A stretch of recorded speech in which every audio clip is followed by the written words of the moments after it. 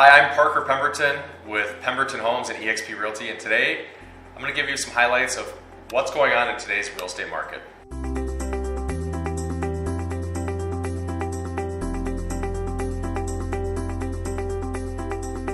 All right, welcome back. So as you've probably heard, we are living in a crazy real estate market right now, and it's for a few very specific reasons. Right now, we have a severe difference in supply and demand, which means we have a very little homes for sale and a lot of people that want to buy homes. So what that means for you or for people that are buying or selling houses is if you're on the seller side, you're in the driver's seat. Selling a home right now in the Twin Cities is a very enjoyable process, but there's a lot of chaos going on at one time. The reason why is when you list a house, there's going to be 30, 40, 50 people that come in the first day to see the house. Now, I want to talk about why this is and what's going to be changing in our local marketplace over the course of the next 6 months. Right now, interest rates are extremely low. We're hovering around 2.5%, 3%, and they're sitting at about 3 and 3.25% right now. When rates get that low, it means real estate becomes the most affordable it can be.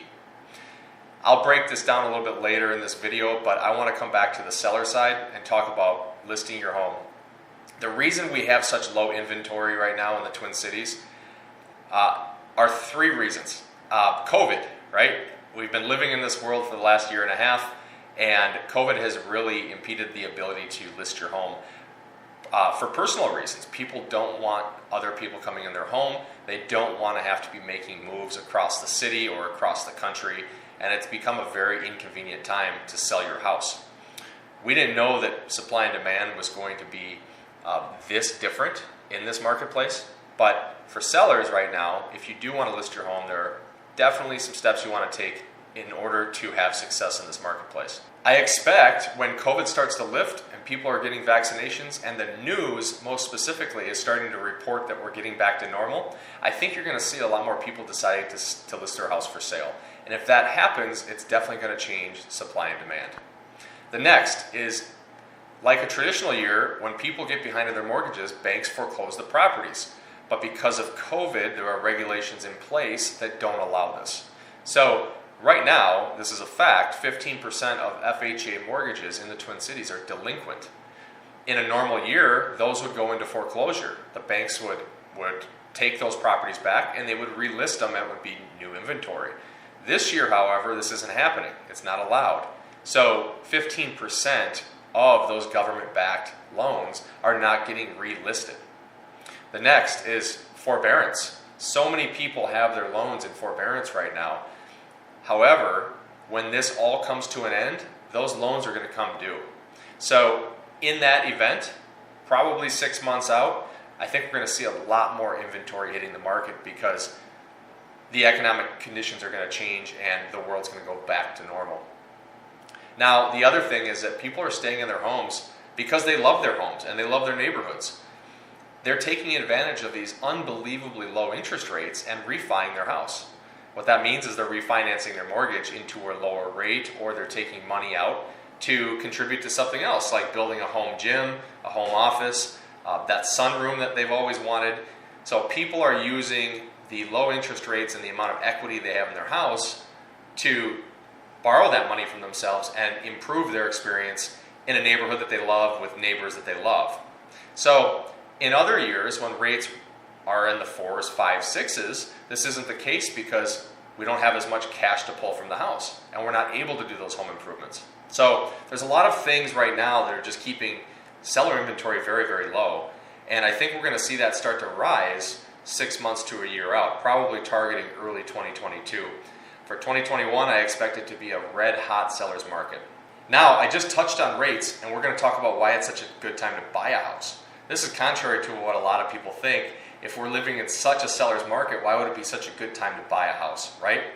The answer is that inventory levels are so low, but we have so many buyers in the marketplace due to the low interest rates. If you can lock in a mortgage right now for 30 years at 3%, it's incredible.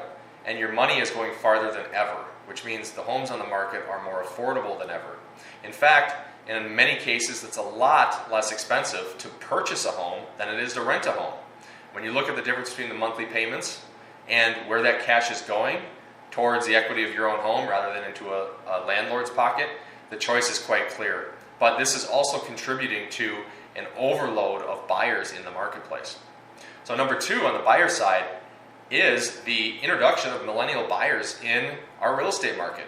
Right now, millennial buyers are making up more than 35% of the buyers in our marketplace. And just a few years ago, this didn't happen. We didn't have those buyers in this marketplace. I expect that to continue because of the affordability that we just talked about.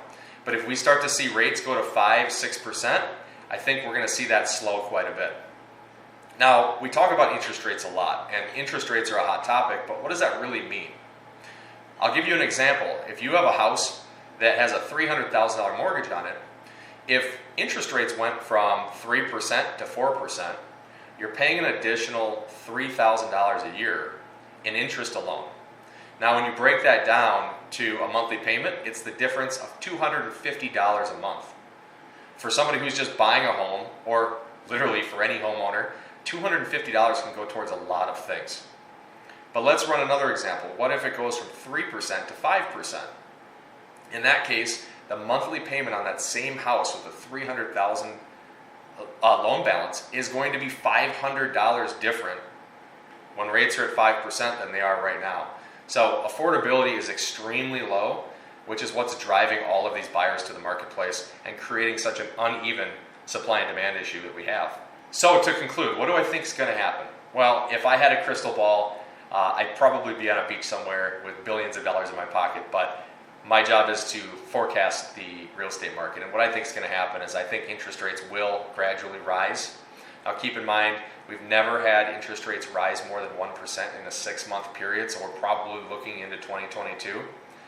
When that happens and everybody comes out of COVID and they're more comfortable moving, I think we're going to see a more even real estate market, and we're going to have an easier time matching those buyers up with new listings that are hitting the market.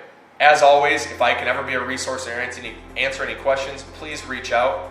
This is Parker Pemberton with Pemberton Homes at eXp Realty. Have a great day.